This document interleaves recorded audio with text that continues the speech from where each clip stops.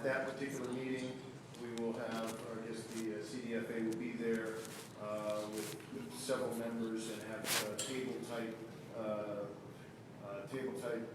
situation set up where you can go and visit with each agent and ask your specific questions and hopefully get all the information that people have been asking about recently. So without further ado, we'll go ahead and start with Josette Lucky. You're going to be going ahead, and then Roger Johnson will be next. Hi, good evening, Mayor, City Council members. I am very, very irritated. For the last 2 years, I've been trying to get good planning regarding a company that's operating within the city. It's almost coming. They are storing vehicles on a property within the city with no conditional use permit. I've contacted Jose with planning. He's turned a blind eye. They're out there stealing cars from people on accident. The Sheriff's Department has been called out there numerous times. The Highway Patrol has contacted the city. Everybody's turning a blind eye to this company.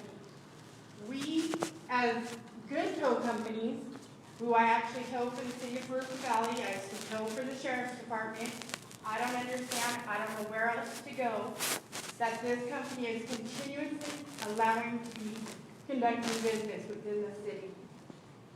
So if it could be brought up, addressed somehow, somewhere, I need direction on where to go. Okay, so in this exact type of scenario, what we'll do is we'll have George Mr. the gentleman right there at the end, he's the assistant city manager.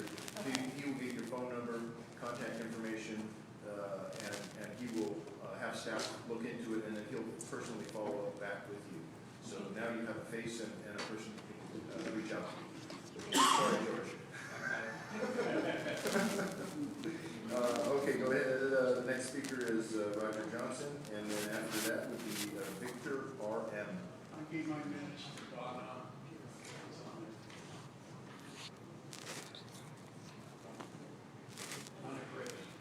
Donna Chris. Okay. When we get to Donna, we'll go ahead and get additional 3 minutes.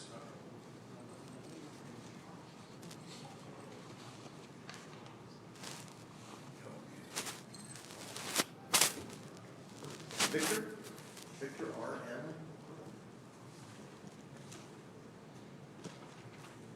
Filled it out in a yellow orange highlighter. Victor, going once, going twice. Okay, moving on. John Deniloff. Everybody said that right? Yes, sir. Okay, John, you're up. 3 minutes. Thank you very much, City of Jurupa Valley. I wish I didn't have to be here tonight. There's about 34 of us here tonight, and we're kind of upset. We're upset because first thing I want to make sure everybody here is clear.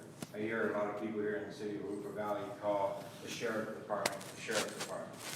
Well, correct me if I'm wrong, but the Sheriff's Department is contracted with the City of Jurupa Valley to be our police department.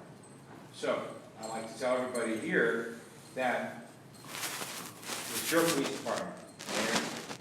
It's your police department that is telling us that when we call you for a 911 emergency, that you're not going to come out. It's the mayor's police department, not the sheriff's department. It is the City of Jurupa Valley Police Department. So basically, when that dispatch tells us, hey, we're not coming out for any more of your chicken calls, what they're saying is, Mayor, you've told your police department that your constituents in the City of Jurupa Valley are not going to get the coverage that we need when we've got foreigners, and I like to use the word foreigners, because bottom line, we've got people coming around here in unmarked vehicles, Idaho, Texas, Arizona, and they're killing our chickens. They're walking into our Spanish-speaking immigrants. And remember, I'd like to remind you that we're in the state of California and a sanctuary state. So your police department is not protecting your people. And earlier this week, I came in here on Monday to try to, soften up our visit. And nobody contacted me. Nobody returned. I talked to the lady today that I talked to on Monday. She goes, I forwarded the message. Does not mean that they have to call you. Well, that's a very bad, very unprofessional. Because when I leave you my name and number, I expect you to call me back. Especially when I came in personally. I didn't call on the phone.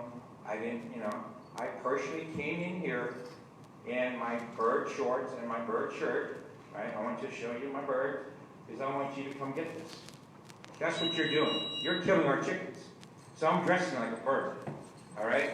So you're telling us there's a meeting next Wednesday, and Carrie, who's the leader of the SOB, Save Our Birds, not leader, but founder, and I'm just a spokesperson for her. And I've asked to talk to you guys, and guess what you did? Before my 3 minutes is over, somebody had given me an additional 3 minutes. So I don't know who was that person that gave me the 3 minutes. I can call it out so I don't have to come back. I did. You did? Sharon, yes. Sharon?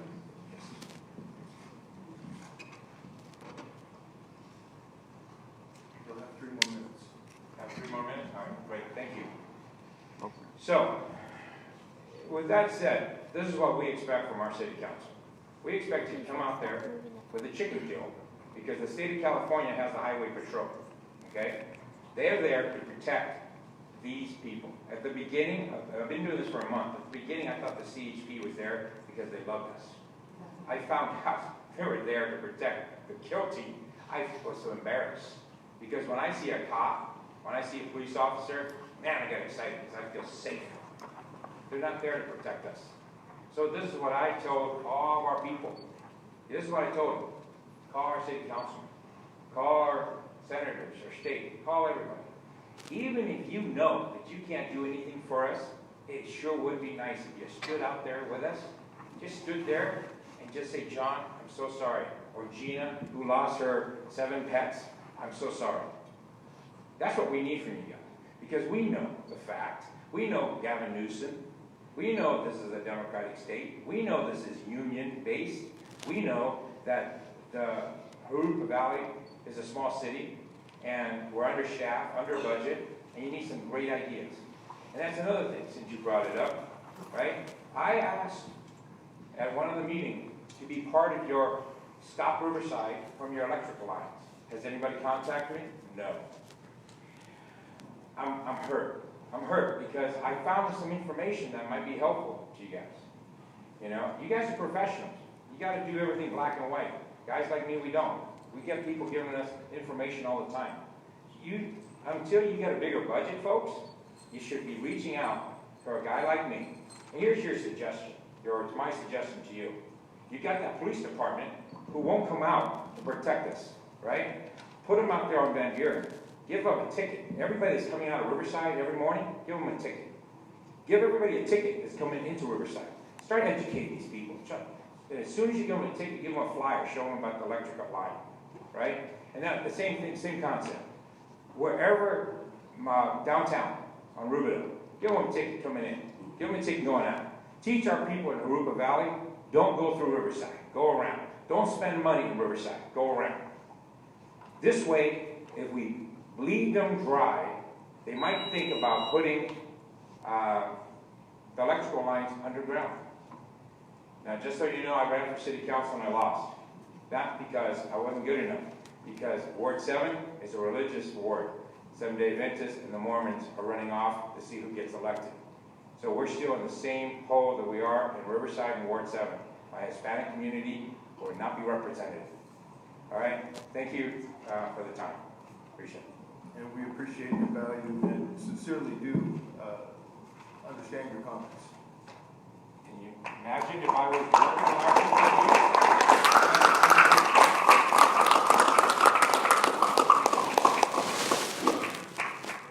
Next speaker is Donna Cribbs.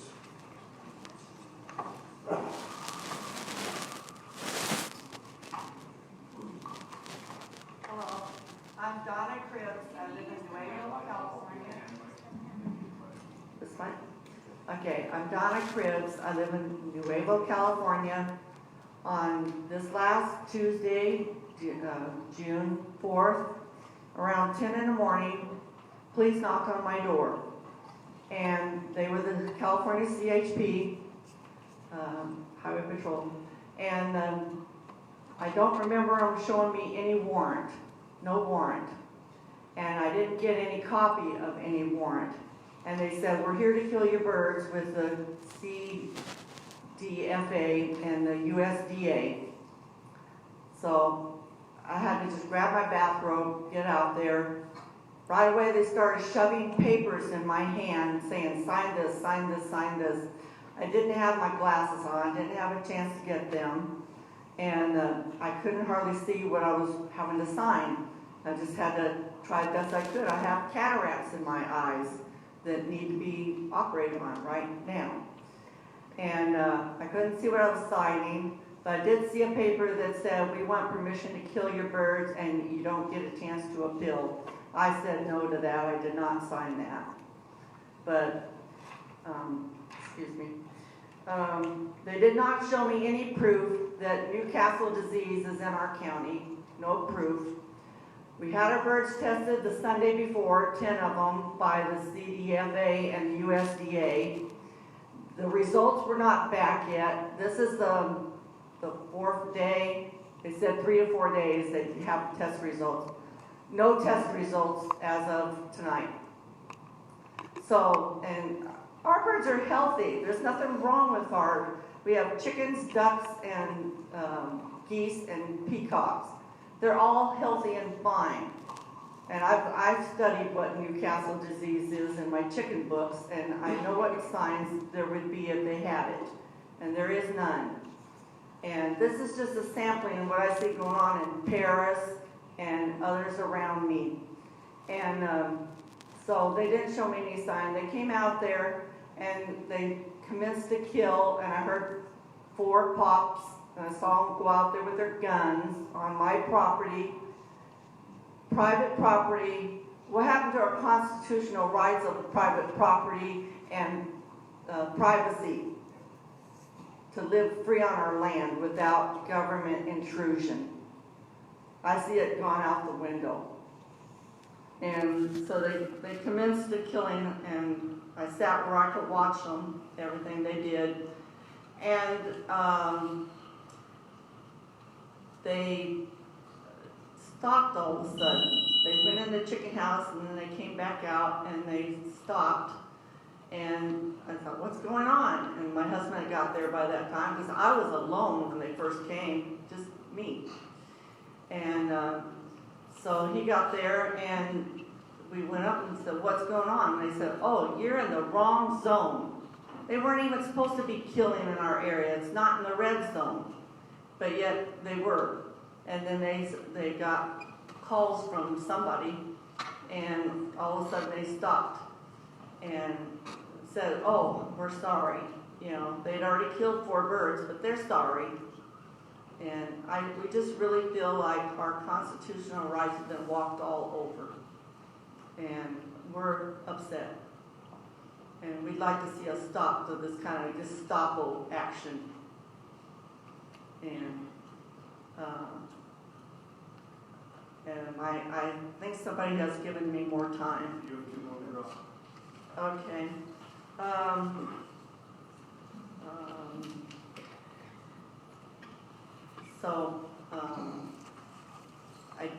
I wanted to take pictures. I only got a few pictures toward the end of them packing up and leaving. I think we need to be more educated and more encouraged about get our cameras out right from the beginning. And I hear that it's very hard to get a lawyer because they're afraid. They're afraid they'll lose their licenses in California. I think we need to get a class action suit going with all of us that this is happening to. And so there needs to be more looked into about that and what our recourses could be, because where else can we turn on this earth for help? And you know, they killed my 3 ducks and 1 bantam rooster who we let run free on our property because, so the other roosters wouldn't fight with him. He was kind of a comical guy. I called him Spanky. And he was the chicken that they killed because he was loose. And I have 5 peacocks. They're very valuable. And I didn't want them to be destroyed. We're raising them, hoping to make a little income with them. We're retired. And so, is that? Just a few more seconds. Okay, anyways, you know, as soon as the quarantine's lifted, I'd like to be able to sell them. And we're raising geese for food, for us, and also just for our pleasure. Okay. Thank you. And thank you. And again, as frustrating as it is from sitting up here, I have a feeling that myself as well as my colleagues would like to just give our opinions and support. But again, it's not an agendized item, so there's really very limited what we can say. But we certainly understand what's going on. We're not going to just take this line down. I'm a prior bird owner myself. We had chickens and a peacock ourselves and a couple of goats. So I understand that they're not just animals, they are family. So we will do what we can. That's all I can say. Okay? Thank you. Thank you for sharing your story. That's very moving.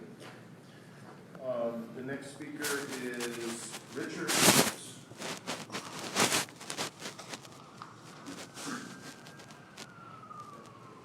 Thank you, Mayor and Council.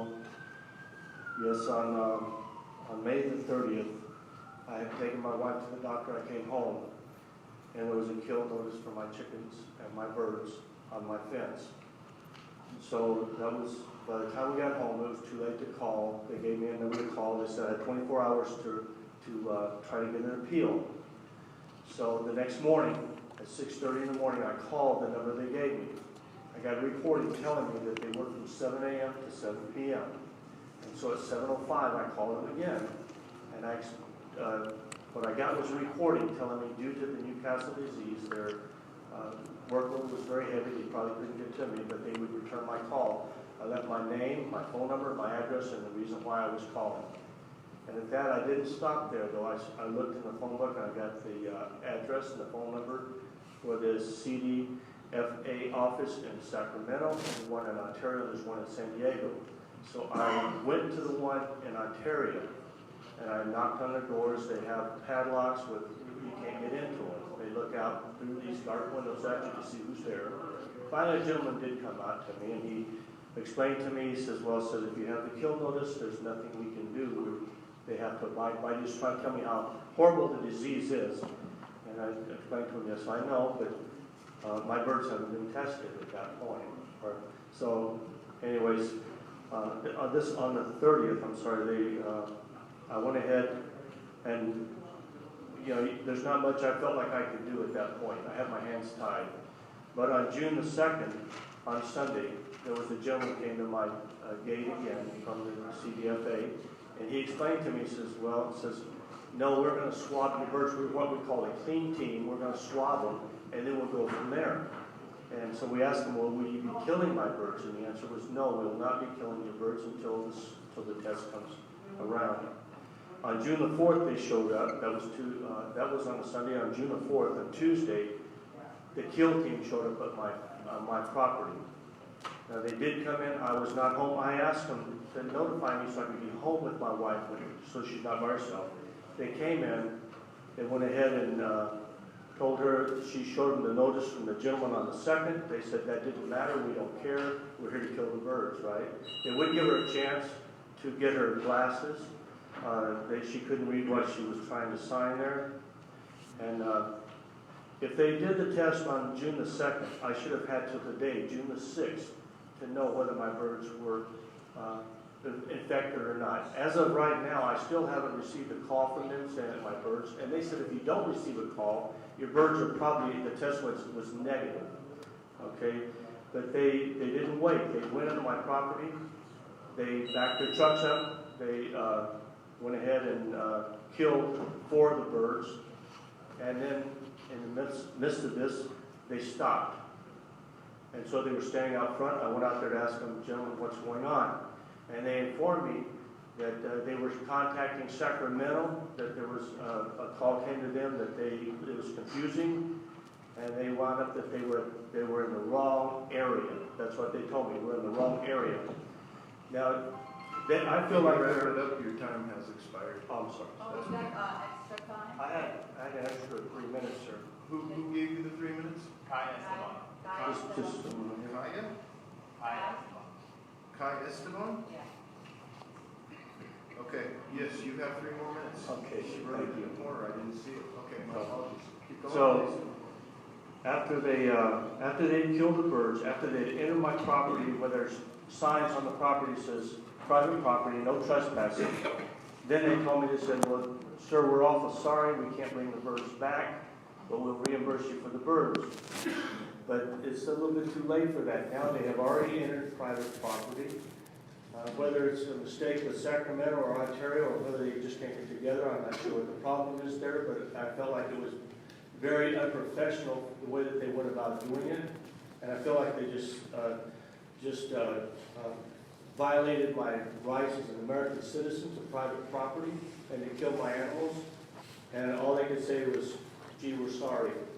If something had happened at another level, where a person did something wrong and they said, gee, I'm sorry, sometimes that wouldn't be enough.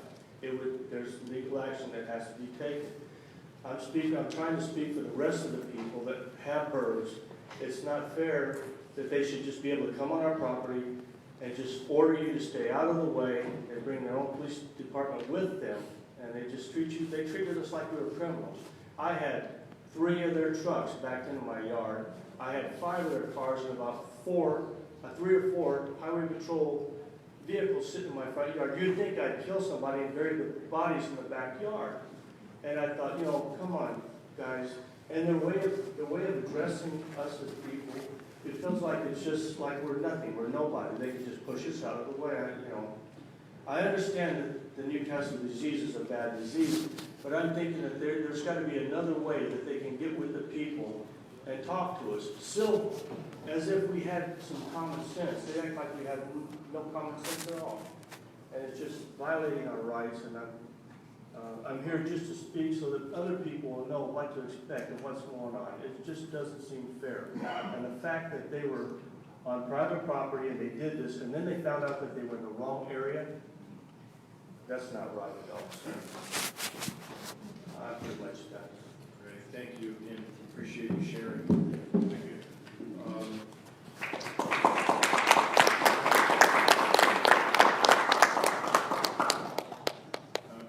going to try not to mess this up too badly, but Jeff Angela Cabrera, and you've been donated to 3 minutes by Juan Munoz, so you'll have 6 minutes, okay?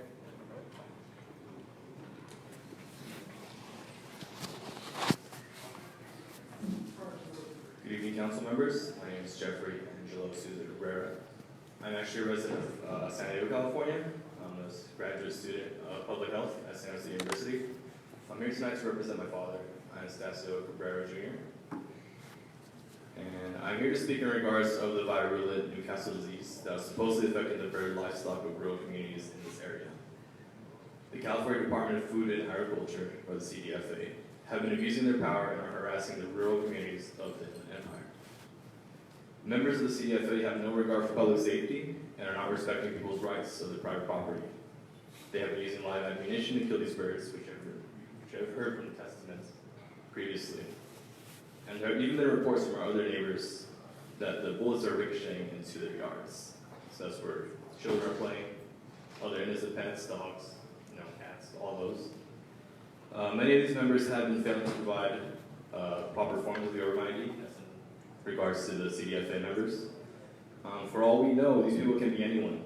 Like John stated earlier in his speech, we don't know who these people are. People from out of state. What are they doing here? Again, this is an absolute hazard for our public safety. I want to add in that the community infected by this disaster has banded together under the group named Save Our Birds. The group is quickly approaching 5,000 members as we speak. Within this group, there have been reports of the CDFA even dumping the birds that they wrongfully killed into landfills. Now, from a public health perspective, in regards to epidemiology, this is extremely dangerous. Whether or not the birds are affected or not, this can allow the virus to run even more rampant, even within places that, again, like they stated, aren't even in this area. This can also allow the virus to even, perhaps mutate, and become worse. So, CDFA has been operating in an extremely unprofessional manner. After they killed several of my parents' neighbors' birds, they received a call from the headquarters to cease their operation because they were in the wrong area where the virus has not even reached yet.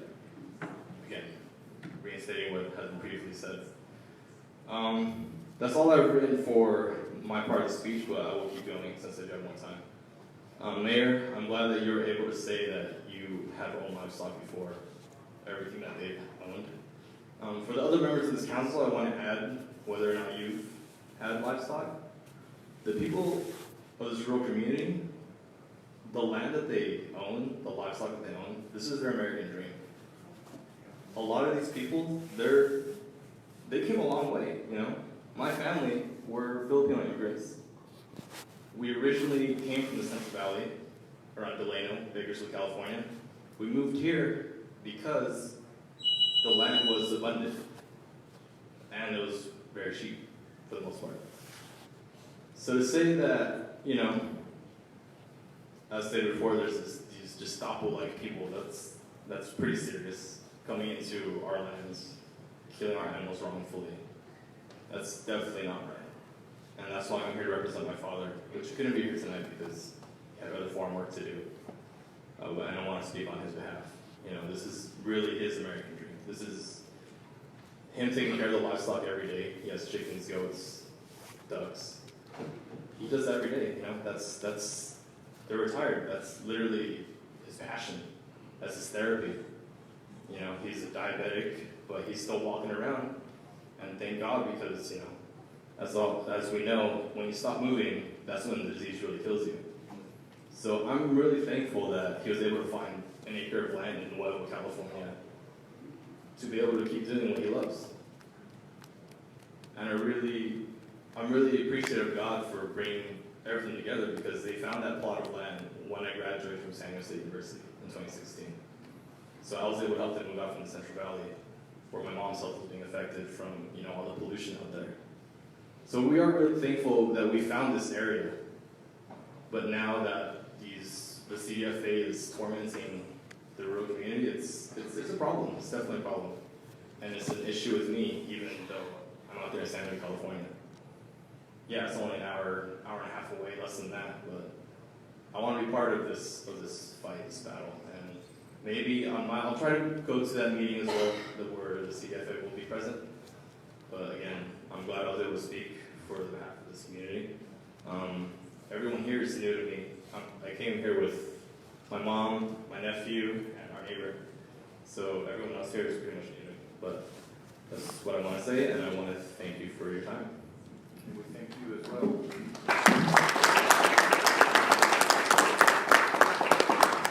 Yes, I just had flashbacks of our goats coming in our house and our chickens. You know, we sit in the bedroom and watch this string of toilet paper floating through the house, and we walk over and the goat would be in the other room, and it would just be feeding into its mouth.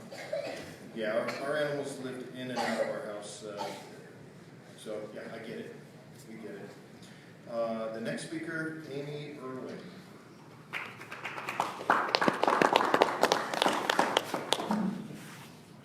Good evening. My name is Amy Irwin, and I come here tonight as a concerned resident of Jurupa Valley and also a strong supporter of SOB Save Our Birds movement. After months of watching all my neighbors lose their birds and talking with many of them about their experience with the CDFA, things just aren't adding up for me. My first concern began when all of this started late last year, when CDFA came canvassing my neighborhood, claiming an outbreak of viral in Newcastle. At first, it seemed just a sad situation. That was until I started speaking and hearing from all my neighbors claiming their birds were healthy. Fast forward to now, and I still have not heard from anyone claiming to have seen this disease in action. Looking at the number of birds killed, you would think more people would be seeing their birds die of this disease. Since becoming involved with Save Our Birds, my concerns have only grown. Since I'm limited in time, I will only name my biggest concerns, but honestly I could go on and on. Let's start with wild birds and bird control. If this disease is in fact here, why are we not seeing pigeons and doves dying in the street like we did in the 2002-2003 outbreak? Why is there no wild bird control being done? Just last week, over 500 very valuable pigeons were slaughtered, yet I still see wild pigeons flying freely. Second, I would like to speak about biosecurity. It would seem as if these CDFA employees have received little to no training in this matter. From walking door to door with the same pair of booties to yet another incident last week where a CDFA employee was videotaped killing birds for a good 5 minutes with absolutely no biosecurity suit on, there seems to be no professionalism in this area. My next biggest concern is actually a very big one. Non-compliance with OSHA regulations in regards to providing MSDS sheets for chemicals they are freely spraying all over our city. They have generic, unmarked spray pumps filled with a mysterious chemical they claim to be a disinfectant called for Con-S. I say claim because even though they have been asked dozens of times, they refuse to provide an MSDS sheet to specify what exactly they are spraying. This matter has been brought to the attention of OSHA, but I felt my city officials may want to know as well. Last on my list of concerns for tonight is lack of identification. These government employees that are showing up to residents' homes are refusing to show homeowners any type of identification. They make sure to keep their badges flipped around and refuse to give names when asked, yet for some reason feel it okay to take pictures of our license plates, claiming they are in fear of us. Now let's think about this for a moment. Even if I get their license plate number, they are driving a government vehicle, in which it is impossible for me to get any type of personal information. Compare that to them running my plates, they now know my full name and address. Not to mention it opens up the opportunity for anyone to claim they are with the CDFA in hopes of being able to enter my property. Even the gas and electric guys show proper identification. So why is it that people showing up to my house with firearms are not expected to do the same? As my time comes to a close, I'd like to thank you all for your time this evening and invite you all to follow our page, SOB, Save Our Birds. Thank you.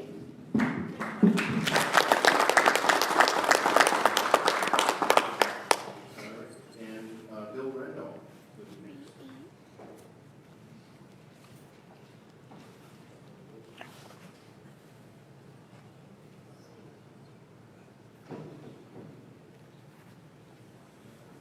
Good evening, Mr. Mayor.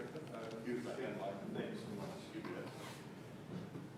Might not need my mic or my voice, I don't know. But, Mr. Mayor, good evening, city council members, good evening as well, and the active people in the city here.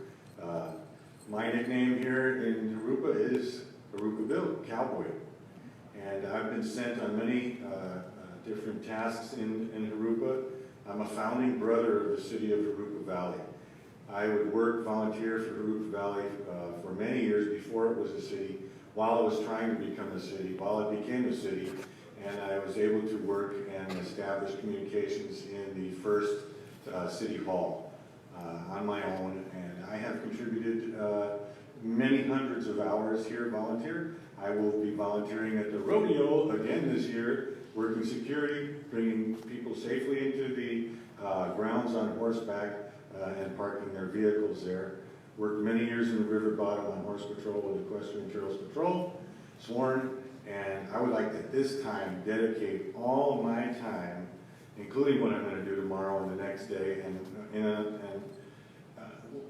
look at that point, how valuable it is, in the name of asking and pleading with the council to please get a citizens commission started, a volunteer commission, where they can work with you. And I know that you are working on this already. I hear it. I see the diligence. I'm impressed. Good evening, George. And as many of us are. So my encouragement to the council and my impartation for my service rendered, and it will be rendered, is please, let's get the commission going. And I want to join all the time I've done here in the commission of this issue. I'm a horseman here in the valley, and I'm so glad that horse meat is not sold on the common market, because they would find some disease and they would round up all the horses and they would say, in the name of public health, you know, and I agree that Newcastle's is a terrible disease. I also agree that there are no dead birds in the street.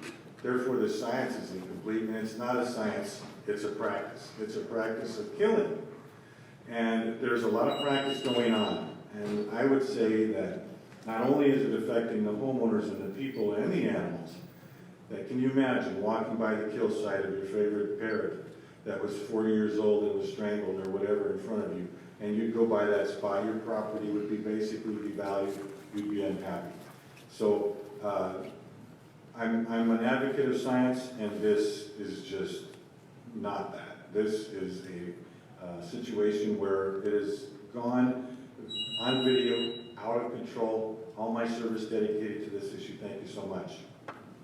Thank you.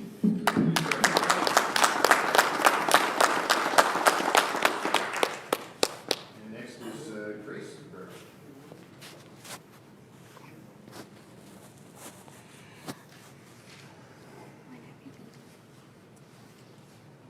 Hi everyone, I'm Grace Cabrera, A neighbor of Richard and Donna, and I'm here to support them because I'm just next door neighbor. And I am here also to say my grievances regarding what's going on, because last Tuesday, I heard voices on my gate saying, "Get out, we're here," and they were screaming. And so me and my husband went over and I said, "What's going on?" I saw the cops around, police car, and the sheriff, they showed me his badge.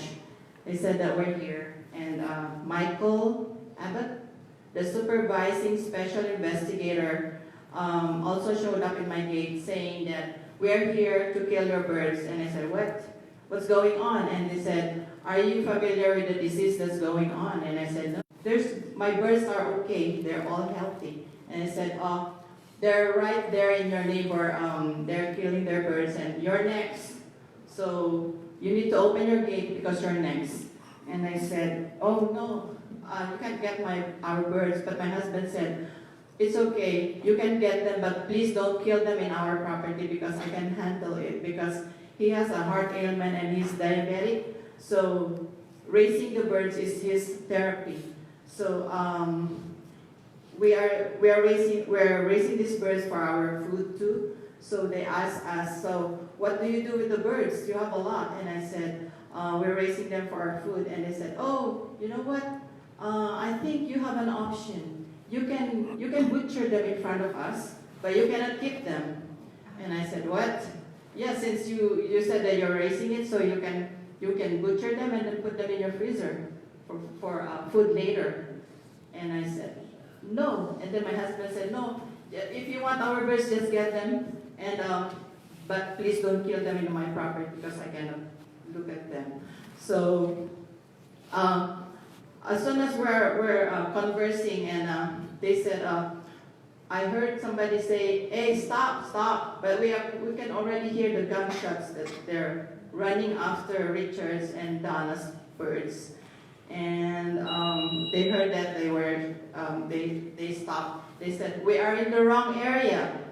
So I said, "What? You're killing our birds and you're in the wrong area?" "Oh, somebody just called them. Just give us your information and then we'll call you when we will come again for your birds." So I'm sad. I hope somebody will hear our prayers that they cannot just come in and kill our healthy birds. You know.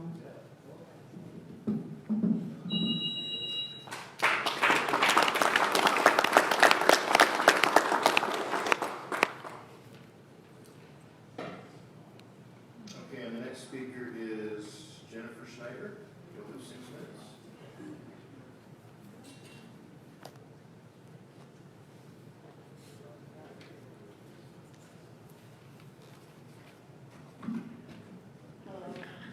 Hello. I also have 6 minutes because I was donated minutes by Gina. I noticed when we started this meeting, we started with the Pledge of Allegiance. The very last line of the Pledge of Allegiance is "Liberty and justice for all." We need to remember that. We need to remember why we're here, why you have those chairs, and what you're doing for our community or what you're not doing for our community. We need justice for all. I'm going to go through some codes that have notified by the public, not just an officer, just regular people who look out. Starting with, and this is CDFA, stands for California Department of Food and Agriculture. We also have the USDA involved with this too. So just so you know, in case I use abbreviations and lose you. Here we go. So 18 or 18 U.S. Code 242, color of law. Any authority using his power to willfully deprive a person of his rights or privileges of the U.S. Constitution. Our sheriffs have been putting a blind eye to this and just listening to one side and not giving us a chance. Next, First Amendment, freedom of speech, freedom of press, and peaceful assembly. CDFA has a very big habit of threatening to leave and calls the sheriff when they feel that they're intimidated. They seem to forget that we do have a freedom of speech and freedom of press and freedom of assembly. It should not change or adjust their job. Third, Fifth Amendment. You cannot be forced to incriminate yourself. Many times these people have been confronted, English or Spanish have been confronted and been told what to say and feel scared and just intimidated, and they don't know their rights. 4, duty to read a contract. Must be able to read in the language of the person agreeing to the contract. If you do not, okay, how many of you guys that read Mandarin Chinese, if you cannot speak Mandarin Chinese and you cannot read it, would you sign the contract? You're asking people that their primary language is Spanish to sign a contract they cannot read. So everybody in Maryland that speaks Spanish, those contracts are breached. You understand? It's breached. Those contracts are not valid because they've been given English only. We've been fighting, our little group's been fighting to try to get Spanish ones, and we haven't seen a Spanish one yet. So every English contract to a Spanish resident has been breached. Oh, they say a translator, but they only do a translation when it's a line that they might feel important. They don't go through the whole contract. We video enough of it. They just do hit and miss. 5. 6.6.4, California Stalking and Cyber Stalking Law.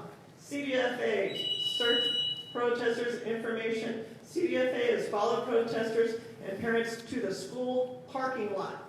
Not the public school, they've actually made it to the school parking lot. When we call the sheriff, well, what is their name? Who are they? Well, these people have not identified their. 6, Ban Act, freedom to record in public with consent. We've had property owners' consent, we've had neighbors' consent, we still get pushed off, and law enforcement has not backed us. Code 602, trespassing. One enters without owner permission or legal rights to be there. These people do not identify themselves. As far as I'm concerned, they're a trespasser. They have not identified themselves. I don't know, we're around 6, 7, I don't know. Biosafety. Newcastle disease is a level 2 biosafety requirement. You need to have the red bags with the safety specimen bag. They've been putting them in Ziploc bags you can get from the 99-cent store.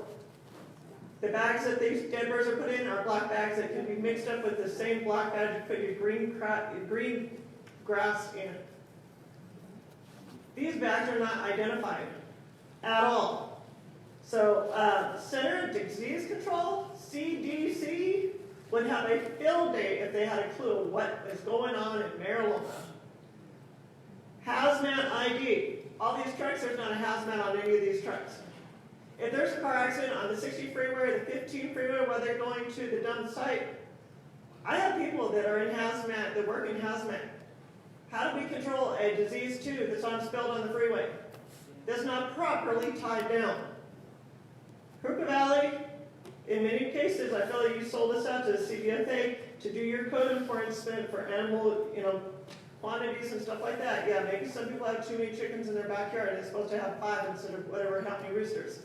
And they have numerous amounts. But I think you guys are kind of selling us out to the CDFA to do the code enforcement for you. That's the fact. That's how people are feeling right here. And they hire the local gang. It's just like any job. You get in, you let your buddy, hey, we got 5 openings. Come over here, dude. Because these people all know the streets. Now, across the road here, Petco is still selling parrots and cockatiels. I mean, that's in Eastville right there. There's Petco. There's boxes of dead chickens that have been found at 2 houses prior to the kill date. They get a notice and they get a box of dead chickens in their front gate. We don't know where they're coming from, but they're planting birds. We've had a false report of a household that had supposedly had possibly dropping dead birds, and it was there. We've had, the one yesterday, they had a truck sitting there for 5 hours in the man's driveway. They had dead birds from the prior kill. We can't move our animals. They can't put their dead animals on our property. Jurupa Valley, you need to step up to the plate. Time's up.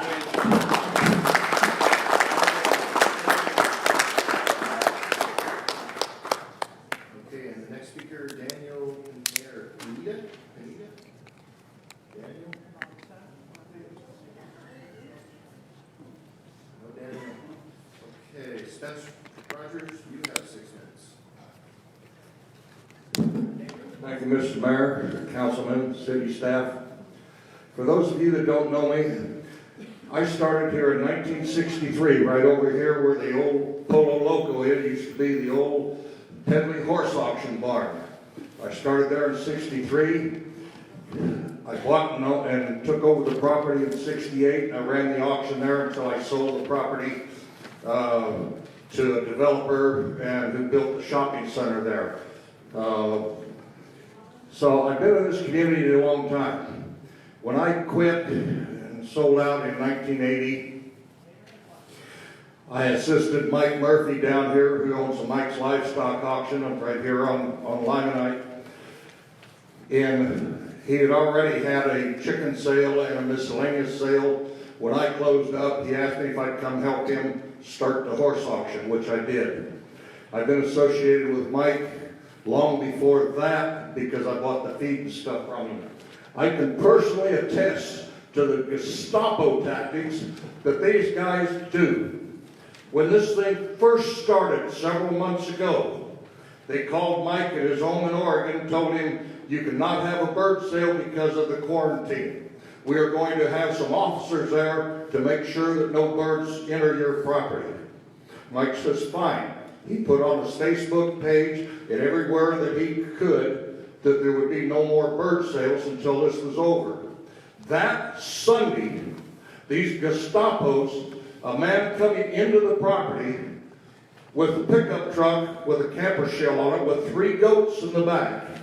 They were stopping all the vehicles as they tried to enter our property and wanting to check and see if they had birds. This man had a pickup truck with 3 goats in it, and they says, we want to look in the back. And he says, have you got a warrant? They says, we don't need one. He says, you do if I'm living in this country. He said, there's a such a thing as a 4th Amendment, right to search and seizure. He says, you ain't getting in. They got in a scuffle. Mike was notified in the office. He went out, and this guy pushed Mike, and Mike fell to the ground. Now, this is video recorded. This guy pushed him. He filed a complaint.